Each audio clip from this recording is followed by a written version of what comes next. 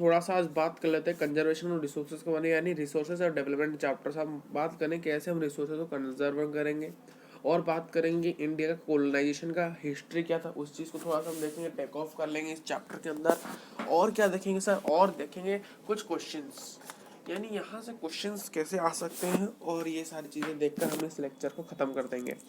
तो शुरू करते हैं।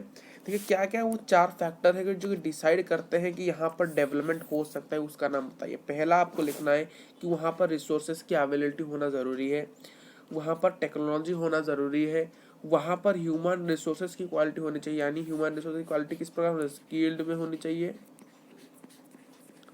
और अनस्किल्ड में भी होनी चाहिए, क्योंकि सभी जगह में स्किल्ड लेबर काम नहीं आते, कुछ जगह अनस्किल्ड लेबर भी काम आते हैं, ठीक है। और क्या चाहिए हमें, कुछ जगह हिस्टोरिकल एक्सपीरियंस भी चाहिए, जैसे कि आज हम देखेंगे इंडिया का हिस्टोरिकल एक्सपीरियंस कैसा था।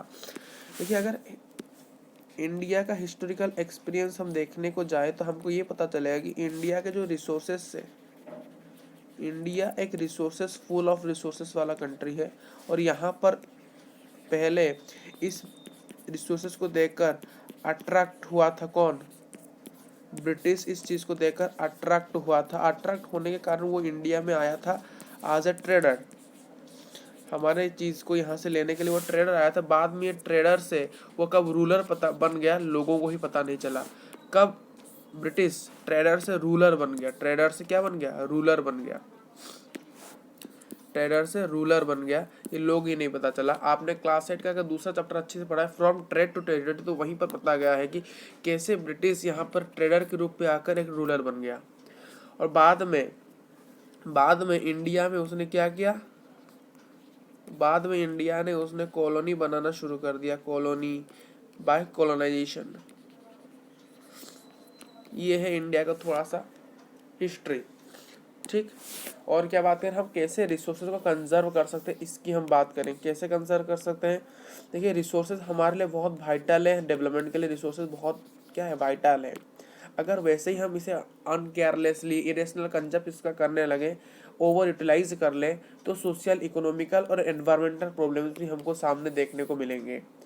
अगर कैसे हम इसे ओवरकम कर सकते हैं, ऐसे इन्वॉल्व कर सकते हैं। देखिए रिसोर्सेज के कंजर्वेशन अगर हम हर लेवल के अंदर, स्टेट, रीजनल, लोकल लेवल के अंदर भी अगर करेंगे, तब ये क्या हो जाएगा, धीरे धीरे ओवरकम हो जाएगा। देखिए बहुत सारे लीडर्स ने भी अपने कुछ कुछ थिंकर, पोस्टमैन, कंसर्न की बात की। जैसे गांधी जी ने बताया कि इस दुनिया में इतने रिसोर्सेज है कि वो सभी के नीड को संतुष्ट कर सकते हैं, बट किसी के सेल्फिशनेस के, किसी के स्वार्थी भाव को संतुष्ट करने के लिए यहाँ पर बिल्कुल भी रिसोर्सेज नहीं है।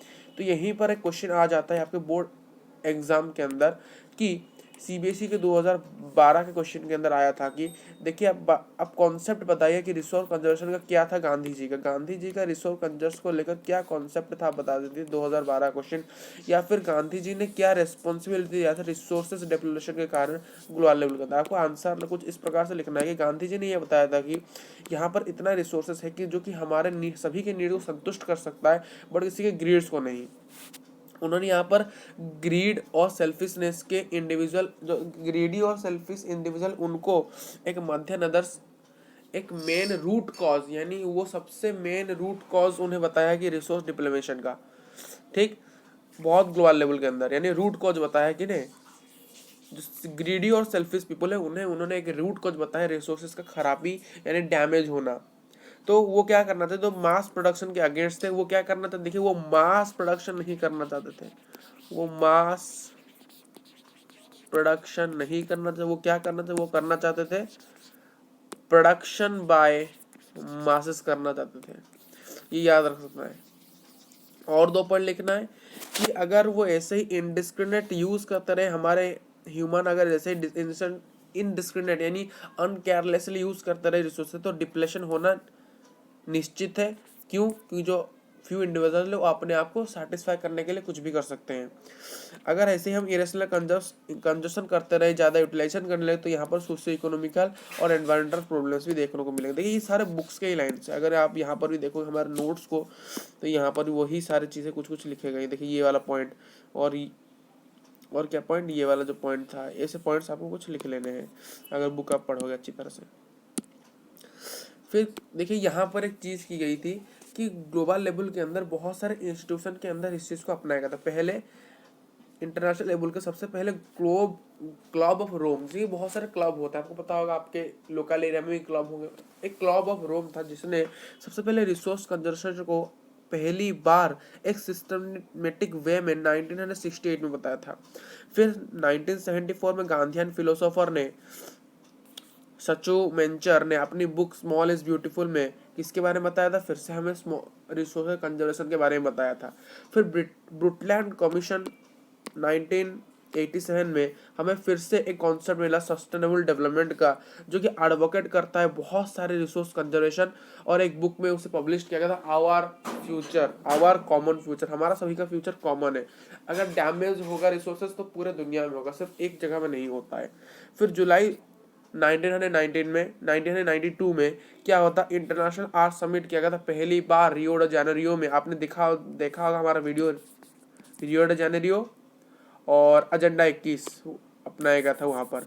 वो सारी चीज़ें जहाँ पर क्या क्या एड्रेसिंग करने के लिए रखा गया था, जो एनवायरमेंटल प्रॉब्लम्स हो रहे हैं, सोशल इकोनॉमिक प्रॉब्लम यानी पॉवर्टी, गरीबी, मेडिकल फैसिलिटी, ये सारी चीज़ों को भी मद्देनजर रखते हुए एक एजेंडा 21 में डाला गया था। हर ग्लोबल लेवल अपने अपने हिसाब से क्या रख सकते हैं, एजेंडा 21 को रख सकते हैं। तो यहीं पर हम अपने लेक्चर को ख़त्म करना चाहेंगे। मिलेंगे एक और नेक्स्ट वीडियो के अंदर। तो thank you for watching this video. Notes कहाँ पर मिलेंगे, डिस्क्रिप्शन बॉक्स के अंदर।